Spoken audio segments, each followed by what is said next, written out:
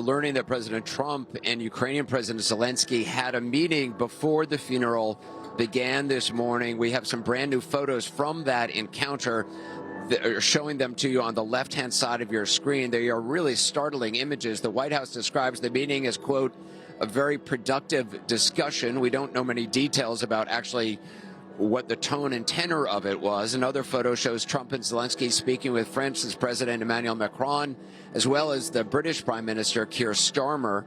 Zelensky had previously expressed he would be willing to meet with President Trump when both leaders would be in Italy. However, President Trump would not share with reporters if he planned to do so. This morning's meeting is the first time the two leaders have come face-to-face since that February Oval Office meeting where Trump berated Zelensky for not demonstrating enough gratitude for American support in their Ukraine war. But, Clarissa, I mean, these images are extraordinary.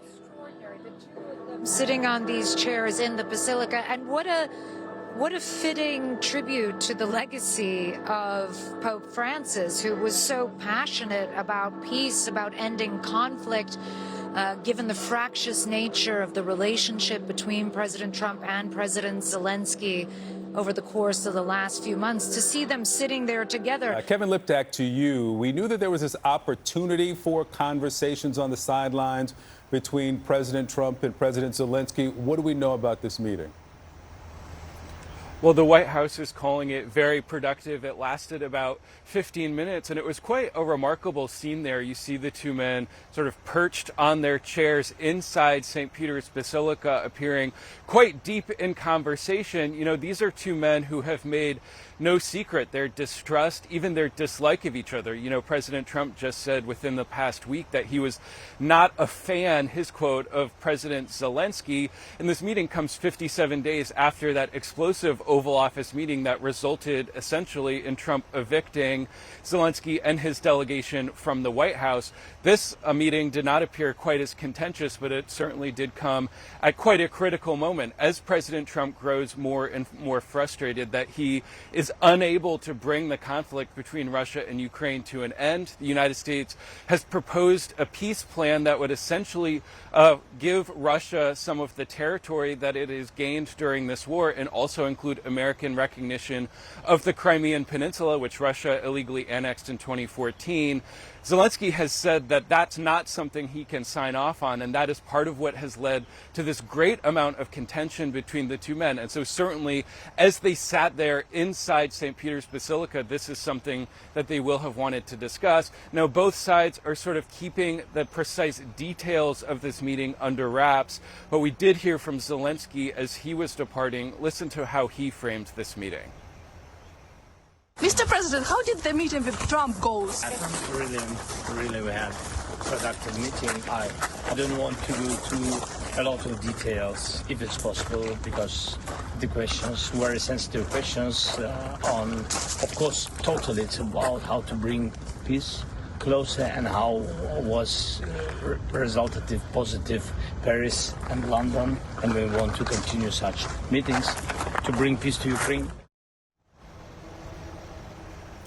Now, Trump is now flying back from Rome here to New Jersey, where I am. As he's flying back, he did post something very interesting on Truth Social when it comes to the Russia conflict. He says that there was no reason for Putin to be shooting missiles into civilian areas, cities, and towns over the last few days. And you'll remember Russia bombarded Kyiv just last week, its worst attack in 9 months.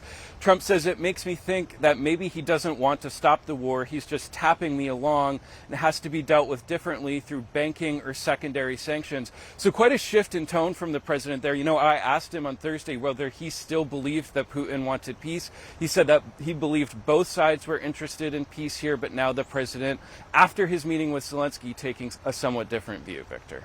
Keir Starmer, who we saw there, the Prime Minister of the UK, has long been saying that Putin has been dragging this out. Kevin Liptak for us there, traveling with the president. Thank you. With me now from Rome to discuss today's gathering, CNN political and national security analyst David Sanger.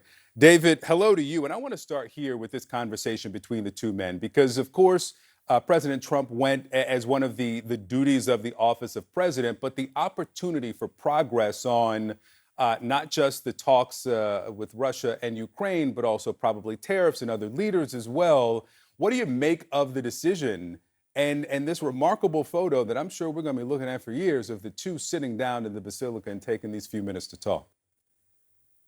Well, it was remarkable. First, for the place. I mean, St. Paul's Basilica is not usually the place for diplomatic negotiations, though perhaps this Pope, given his interest in the Ukraine war, would have applauded that.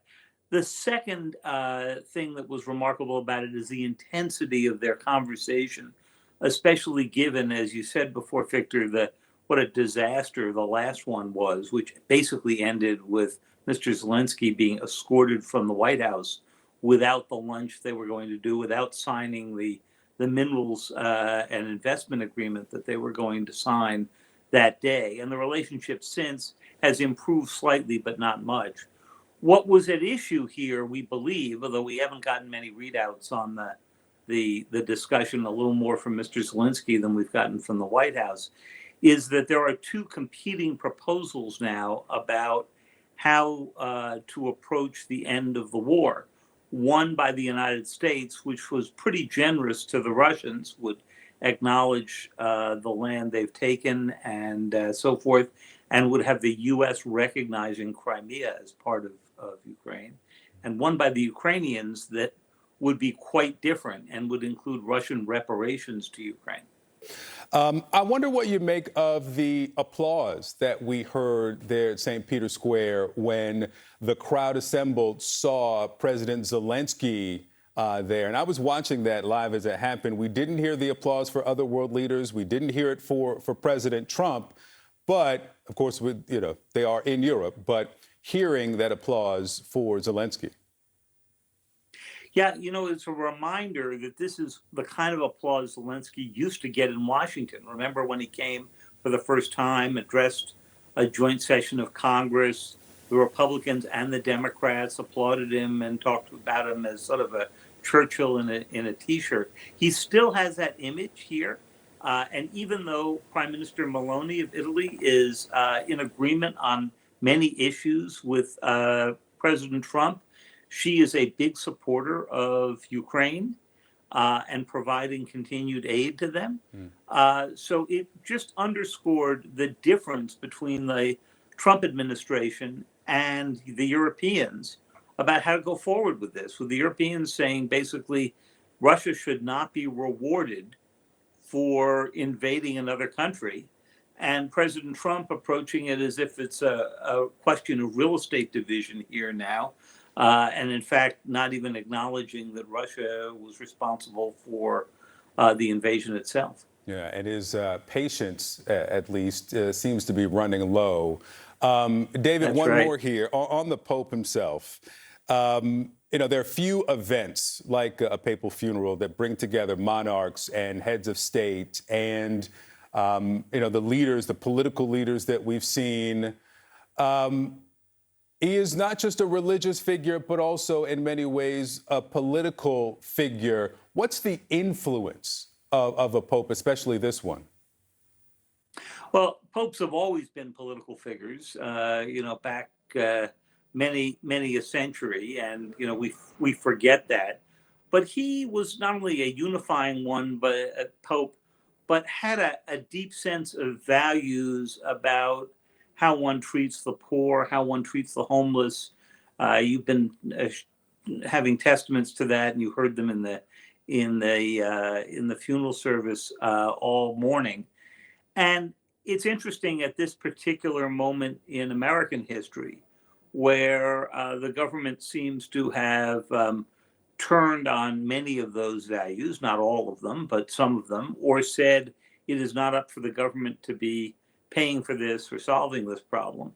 And so it's really a moment of contrast out there. And I think one of the other big moments here is that because it has brought so many leaders together, there was really an opportunity for President Trump to go do some diplomacy on the side once the ceremony was over. Of course, as he himself noted, it wouldn't be seemly to be doing it during this. But he left right away. Yeah. He just headed right back to his airplane. Yeah. Yeah, the Pope spoke often about migration, and that, of course, during the 2016 campaign was one of the sticking points between Pope Francis and then candidate Trump. David Sanger of the New York Times, always good to have you. Thank you.